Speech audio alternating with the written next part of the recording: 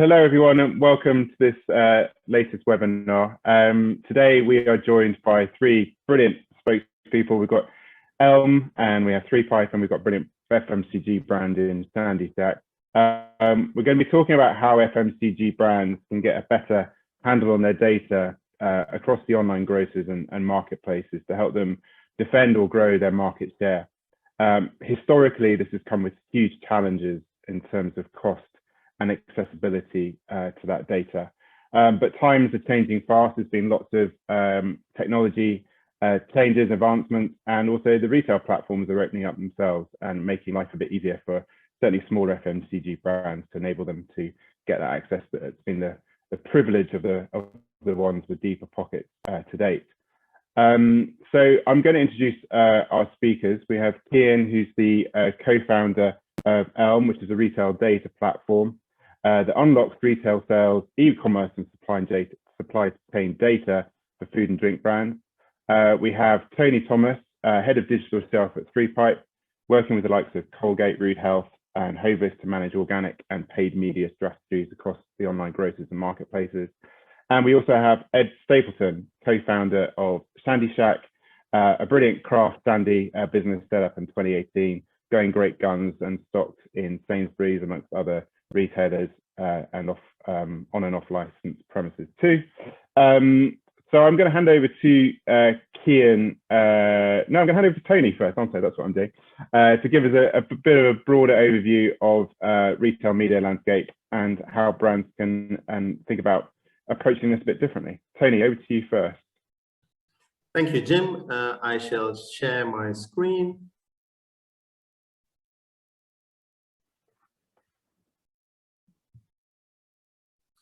Right, to kick things off, we are from 3Pipe Reply, a brand performance agency. We are 80+ people based in the heart of London at Victoria. We've been going for around 15 years and have developed our own tech stack to look at the different challenges faced by marketeers. We have a global reach, being part of the Reply group, and our work has been validated by 100 or so plus awards. So to give you a bit of scale of what we do, these are our offices around the world, which we have access to through the Reply group, and we have people speaking, native speakers from the following countries. I'm not going to start reading them out and bore you on that. Coming to what we do, the things we do, the disciplines we follow are media, PR, creative search, data science, and Amazon. Amazon sort of consists of the Amazon and the marketplaces that we look at. So for today's context, we are looking at Amazon and the marketplaces in particular, and how Kian and his team can help support marketers with the tools that they have. These are some of the retailers that we work across, which I'm sure that Kian also has access to, and some of the clients that we work with that Jim mentioned.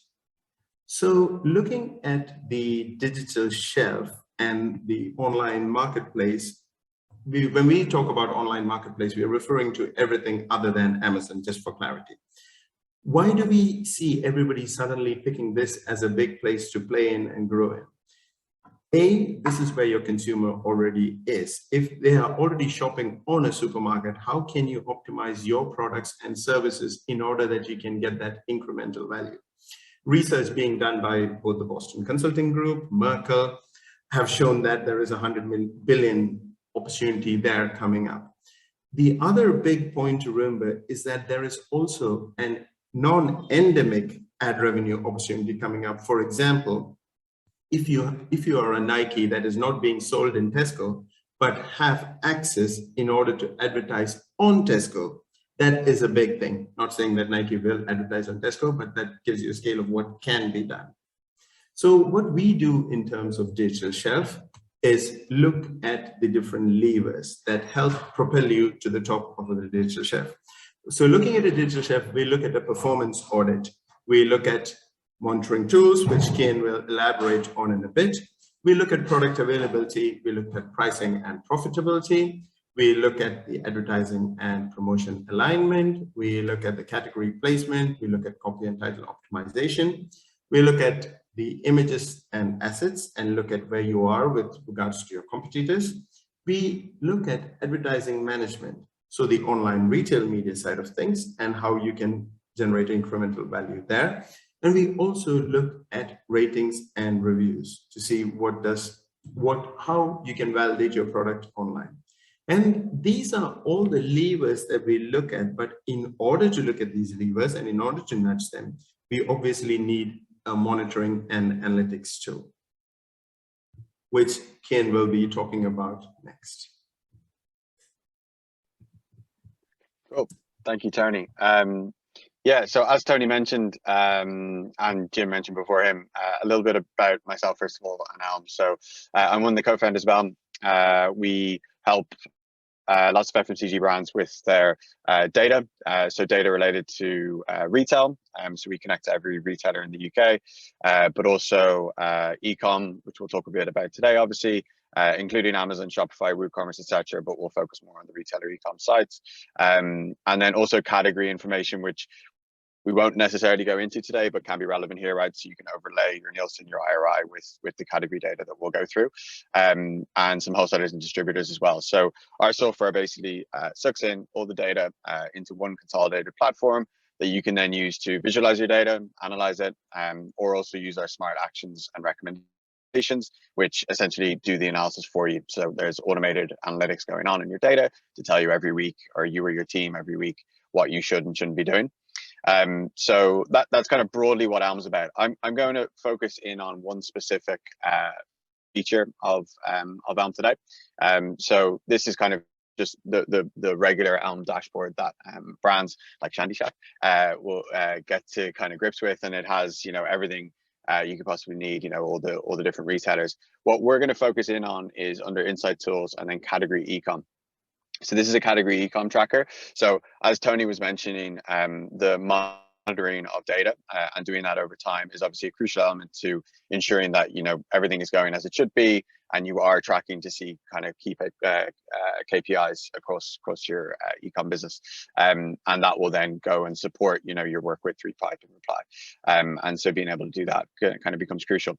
Our category ecom tracker essentially allows you to track all your kind of key categories, the category, search terms, and products across all the key e-com retailers in the UK. So that is, at the moment, Tesco, Sainsbury's, Asda, Morrisons, Ocado, and Waitrose, and there's going to be more following that as well. So the mechanics of the tool. So what you can basically do is you can come in here and you can drop in any product, so that is, you know, your own or a competitor's product that you wanted to track. You can drop them in here, so you can see here's all my ones that I'm tracking across all the different retailers. So you can drop in any product, any category, so looking through any category all the way down to, you know, a fifth level category, and then finally any search term, so any, you know, BBQ sauce at Asda is one that I'm tracking. Once you drop those in, it's essentially telling our systems to go and start tracking those search terms, categories, or products on a weekly basis. So pull through that data, understand what's happening. What that actually looks like, so if we just start on products, and if we go into products and let's choose Sainsbury's, so these are the products that I'm tracking. This is the data for last week, so I can spot, you know, when things are on discount, the discount amount, the price point, if there's any out of stocks. We can see that Heinz, not a great couple of weeks, are out of stock here, but you can start kind of tracking that against everything. You can obviously filter in by specific products, and then you can also track discounts, so tracking the different discounts that are going on, again, your products or competitor products, to see what's going on there, as well as reviews. So Tony touched on reviews as well. So you can track reviews, again, of your own or of competitor products as well. So in here, we're just tracking reviews over time. We can also track individual SKUs, so we can go in and see what people are saying about Heinz, and track what how their reviews are going. So that's number one, that's tracking products. Number two is tracking a category. So we can go into category, and if we just, let's focus on Ocado this time, and let us look at chocolate biscuits or pasta sauce. Let's do pasta sauces for last week. So we can go in. What we're now doing is, when you go to the category of pasta sauces, this is then tracking the complete results for that category, again, every week. So taking a snapshot view every week to understand, again, search positions. So this is, you know, the #1 on that category for 27th of June was Lloyd Grossman's tomato and basil pasta. You can then see, was it on discount? Was it featured? Was there sponsorship on that? What was the price point again, out of stocks, and the total category results. So there's 149 results in this category, and this was #1. You can then do that over any time period or track across time periods. So you can start looking at price points. So you can track a individual product within that category, track their average price to spot if there's been any promotions, but also compare products against each other. So if we focus on, oh wait, we're in the wrong one. So pasta sauces, and that's fine. And again, and then we can start tracking how they're performing. So are they going up or down in the rankings, and kind of how their search results are going. So that's category. And then finally, search terms, very similar. So again, if we do Ocado and we can focus in on, let's do ketchup.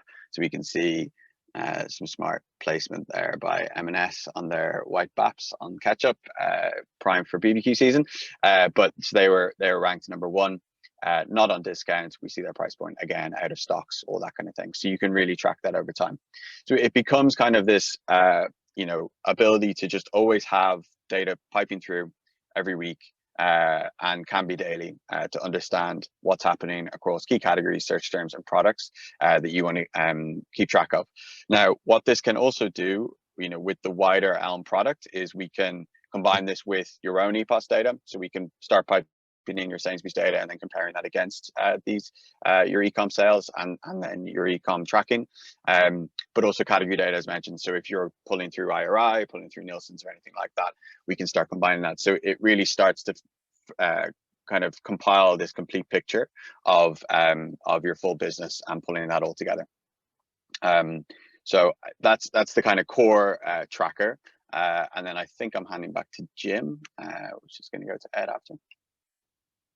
Thanks, Kian. That's really fantastic to see that new product. Ed, we'll come to you because obviously you're the interesting brand in the room. I mean, obviously this is democratizing data to a large extent, which hasn't really been available to a lot of brands like yourself for a long time. But how do you currently work with retailers yourselves, and is it in a collaborative way in terms of sharing that or them sharing those insights and levels of data with you to help you steer the business? Yeah, sure. So I guess kind of it's an interesting question, and I guess to give a bit of context about our brand, we are kind of an insurgent brand, a challenger brand in a category with lots of budget and lots of kind of incumbent organizations. So it's our job to use technology and data to get an advantage over these organizations that perhaps can't move as quickly and as nimbly as us. What we've definitely found in terms of working with the grocers is that some of their tools and practices from a digital perspective, I feel like they're at the tip of the iceberg in terms of the digitization of kind of grocery e-com, as it were. So in terms of collaboration, there are certain tools available to us, but the functionality is quite limited. So what you have is platforms like Elm allow us to essentially aggregate data coming through those different tools, and to start gaining a little bit more insight and context around what that means, where some of the visualization and kind of insight that's being derived from the grocery's own platforms isn't quite there.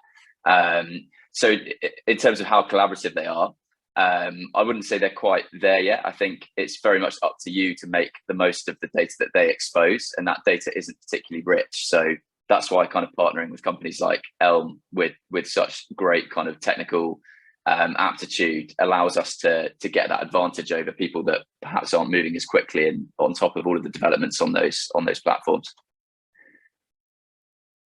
Great, and obviously you're selling across a number of different platforms. You've got your own DTC business. You're on marketplaces as well as some of the obviously online Sainsbury's too. I mean, how do you find there's a lot of learnings from one channel into another, or how do you manage that myriad channel availability and your resources? Because you're a small brand, and obviously, how do you spread the resources in an agile way, I guess, to leverage some of these opportunities that the data insights are throwing up? Yeah, so I think fundamentally there's common skill sets between some of the marketing techniques you would use on direct to consumer, so Shopify and Amazon as channels. Search advertising is a common principle, but we're essentially just working with that in a grocery context on a different marketplace, as we've discussed earlier. So I think there are transferable skills, and I think brands, and particularly direct to consumer focused brands and digitally native brands that do have a great understanding of particularly search advertising, can be the first to win on stuff like Sainsbury's Citrus ad platform, and getting optimized on those. I think incumbent brands, to the best of my knowledge, may not be quite as on the pace with stuff that's being developed through Citrus and new functionality that's being developed, which is why it's so important for us to transfer those skills that we have working on our kind of social and our search advertising into those grocery e-commerce platforms as quickly as possible, to make sure we're winning on there, and getting the best ROAS on those platforms as well. I mean, I think that's a good opportunity to bring in Tony, because you've mentioned the Citrus platform with Sainsbury's, and obviously we're working with, there's a number of two key sort of platforms that brands need to have knowledge of across the main retailers, aren't there, Tony? Yes, that is correct. You have Criteo that works across Asda, Morrisons, and the like, and you have Citrus, who works on Tesco and Sainsbury's. The difference between the two of them is Citrus is like a white label solution that has been offered to Tesco and Sainsbury's. They integrate with both the supermarkets' in-house or proprietary data provider. So Citrus is integrated both with dunnhumby as well as Nectar 360. So to run a campaign, you're getting access to the first-party data directly. However, in the case of Criteo, it runs as a solution on top of the website. So you go through a Criteo dashboard in order to set your bids and set your budgets, and that is then flowed down to the different supermarkets. I'm sure you've all heard about the next evolution of this, which is people like Deliveroo starting to work with online retail media. So watch this space, because they seem to be coming out with something, but how it's structured, we do not know yet, but that is coming soon. And in the same way, Tesco have also started opening up their online retail media network in order for a brand to advertise on Tesco's Meta presence. So imagine that you can advertise on Tesco, but the ad is being shown via Tesco's Facebook page as well. So that sort of integration, new products is all coming. Like I said in my introduction, this is a huge opportunity for brands and retailers, and they are innovating at pace, which can be seen from the likes of Kane and the tool and everything that the tool does. You can see how fast this is going. And Ed mentioned that, I mean, Shandy Shack is, I would describe as a digitally native or competent sort of brand, and there's lots of other, actually not just legacy incumbent brands that have not optimized their presence efficiently or as effectively as they should be across these platforms. Why is that? I think we are doing established brands a disservice, or they are lulling you into a false sense of security that they haven't done anything.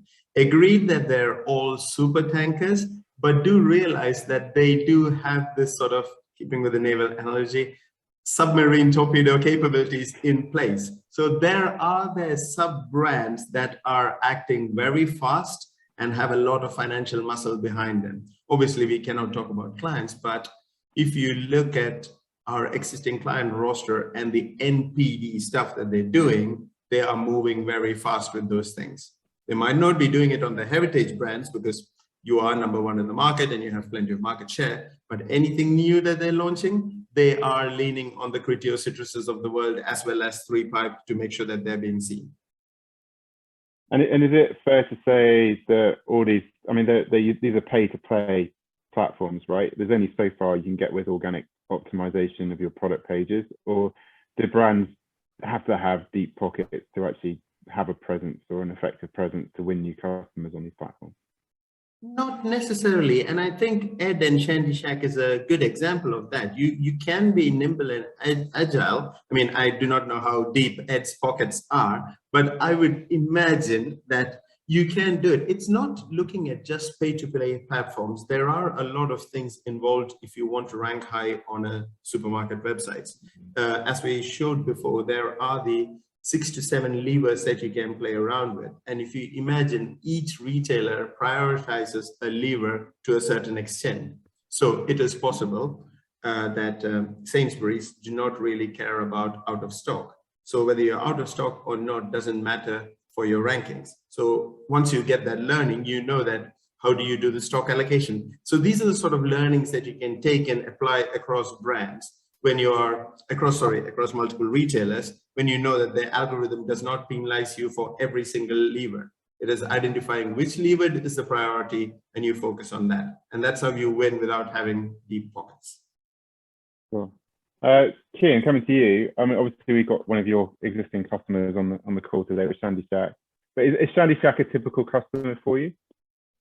Yeah, I mean, what we see is ultimately the requirement for doing data smartly, for want of a better term, right? And being efficient with how you can first pull the data out and then utilize it.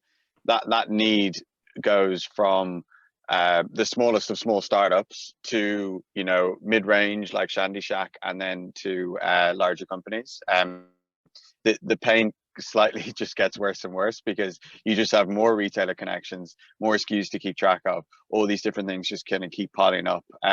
So we very much from the outset have always kind of set out, even for like our pricing model, we want to make sure that even the guys getting their first listing, first SKU on a first shelf in Sainsbury's Future Brands, for example, that the pricing model actually works for them as much as it does all the way as you scale. So we've kind of built our model around that with the idea that ultimately, data is one piece of a retail strategy to ensure that you can win, right? And you can keep that listing and you can in fact grow those listings. So ensuring you're on top of your data is a key part of any brand all the way up, is what we've seen. So it's applicable across the board.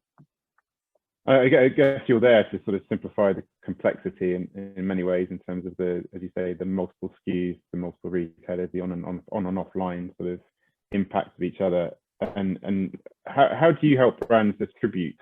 I mean, it's attribution. Let's talk about attribution because they need to know where to put their investment and know which channel impacts the other the most.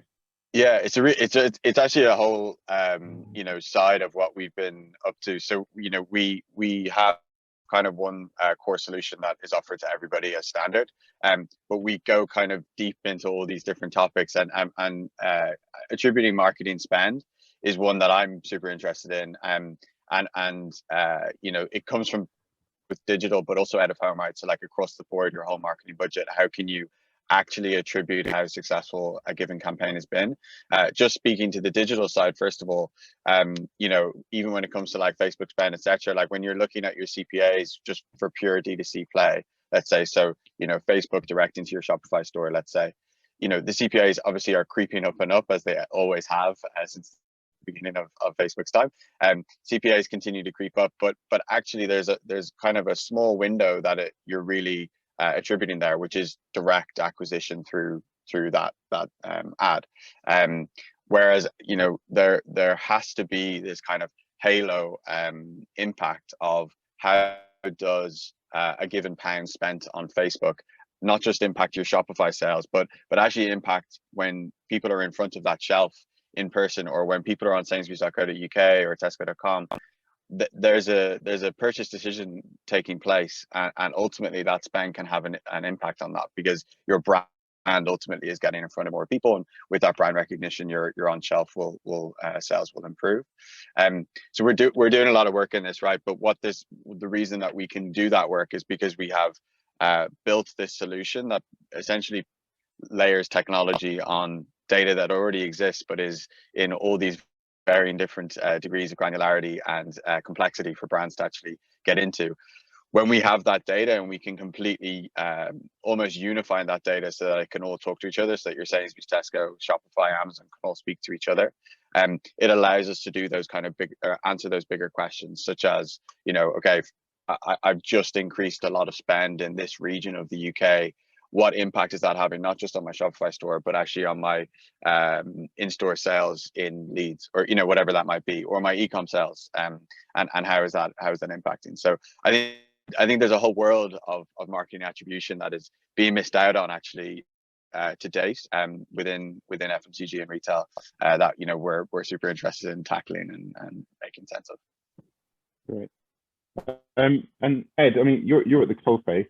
When you're talking to Sainsbury's buyers or other buyers, I mean, how aware are they of these sort of solutions that exist for brands to help sort of drive the sell through? I mean, is it a conversation you're even having with them, or do they just not aware or don't care? They just want to see the sales figures.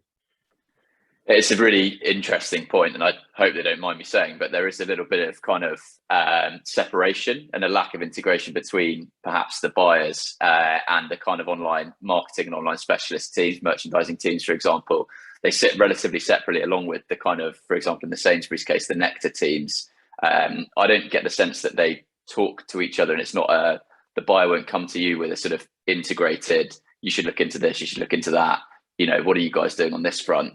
It's more up to the brand to take the impetus and go and find those things out and surround themselves with the right people to help them do that well. So yeah, I would say it's a little bit separate in terms of how you access those different bits of expertise within a grocer. And Tony, I mean, from your perspective, what sort of next? I mean, lots of new products and features are being added to these platforms that brands can leverage. What do you see coming next as opportunities? I think what we are starting to see, I mean, I'm just adding on to Ed's point here. If you look at the balance of power between the retailer and a brand, currently it is very much skewed towards the retailer, because if they don't stock you, you have no choice, right? But like Ed said, if a brand goes to a retailer with all these data points and saying why they should do it, it is essentially somebody doing the work for the retailer, which makes that the number of questions and the objections coming back to you are a lot fewer. Would you agree, Ed? If you go to them with the data point saying, this is the reason why you should do it, this is what you can see from a data point of view, and they'll be like, yeah, makes sense. I mean, yeah, saying that 100%. 100%. I think that the data-led conversations with buyers are way more impactful than the kind of more opinion or emotionally led conversations. I think if you can show a buyer how incremental your brand is to a category, or how you're driving so new customers into a category, if you're growing basket value, if your repeat purchase rates are high, if you're kind of seeing great click-through on this term within search on their online grocery, those kind of insights are things that buyers do not have time to do that themselves. They will not be scrutinizing your brand, particularly as a smaller brand like us. They will not be scrutinizing the customer behavior around our brand. So if you can bring those shopper insights to them, if you can bring some of those arguments they want to hear around kind of incrementality, that's incredibly valuable. I definitely think that's kind of that's the best way of positioning things with buyers.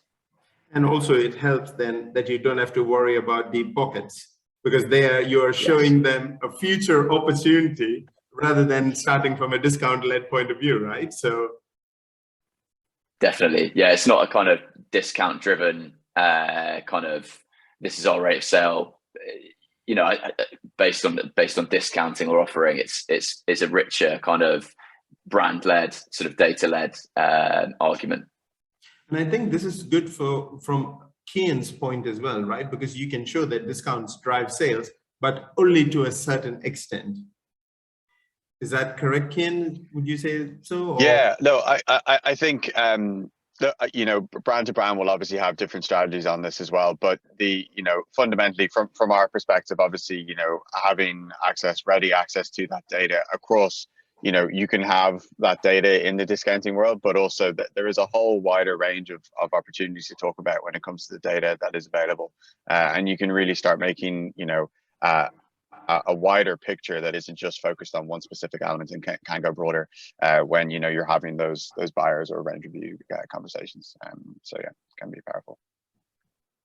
And I think I'd quite like to end on, there's some quite topical news going on at the moment with obviously, and it was mentioned the Heinz and Tesco relationship and the out of stock issues that Heinz is now seeing, and whether, you know, from a data perspective of how people are jumping on those opportunities from, you know, propensity of people to switch to, especially own label, I guess, when their favorites aren't around, but generally the rise of own label and how brands are defending against that and using data to sort of fuel that opportunity. Who wants to take that on? I mean, I would like to offer a contrarian view here that this is more, in my opinion at least, commercial negotiations. We know that Tesco's margin is in single digits, while Heinz's margin is in double digits. So Tesco feels that Heinz should be taking the brunt of the pain when we look at the external circumstances like cost of living and the like. And I think it's not just Heinz that are having these discussions. There's another brand that they were talking about yesterday, which had this. And at the start of the year, one of our clients had the same problem, that they were completely invisible in Tesco. So I think it's a commercial negotiation rather than, and how would any other brand try to take opportunity? The only way of doing it is by discounting and agreeing to Tesco's terms. Would they do that? I don't know. That is my slightly contrarian view on this. I think it will be interesting to see some of the shopper behavior around own label. To be honest, I mean, aside from the kind of Heinz situation with the cost of living crisis coming in, I think it's going to be interesting to see whether shoppers do still continue to pay that premium for brands, or whether they're driven towards own label solutions as a result. But I get your point, Tony, around kind of retailers beginning to squeeze certain brands on giving up some margin. I think we might see that coming in. Ian, anything you're seeing in your data? Yeah, I mean, you know, not necessarily from not my place to talk about the kind of commercial conversations around this, but what I would say is, like, you know, for brands, and actually specifically, obviously there's the finance teams, but like national account managers, people that are in charge of very specific areas of the business, just actually keeping track of your commercial P&L as closely as you possibly can, ensuring that, like, you know, you're watching COGS and actually the change in COGS on a maybe even weekly basis when it comes down to it now. But you know, you're keeping track of all those things to have internally your own profitability at the forefront, but then also keeping an eye on that retailer margin over time as well. Like it's stuff that we offer in Elm, obviously, and you can do that quite easily to track those metrics. But again, you know, from our perspective, ensuring that you're keeping tabs on that on the data down to the individual, you know, contribution for margin for you as a brand, but also retailer margin, and then being able to come to the conversation with those ready to hand, so that you can really give that clear picture, and also keeping your COGS, you know, versus contribution margin as a metric that you're looking at internally, but perhaps being transparent and open about with the retailer when those difficult conversations do come up. So I think, like, you know, from a data perspective, certainly making sure that you're looking at this on a daily, weekly basis to ensure that you're in an okay spot, you know, is going to be, you know, even more important in the coming, you know, 6-12 months, I think. Great. Well, thank you so much for everyone today. It's been a really interesting discussion. Everyone's contact details will be in the show notes, as they say. So thank you, Ed, thank you, Kian, and thank you, Tony, and hopefully see you soon. Thank you. Thank you so much. Thanks for having us, guys.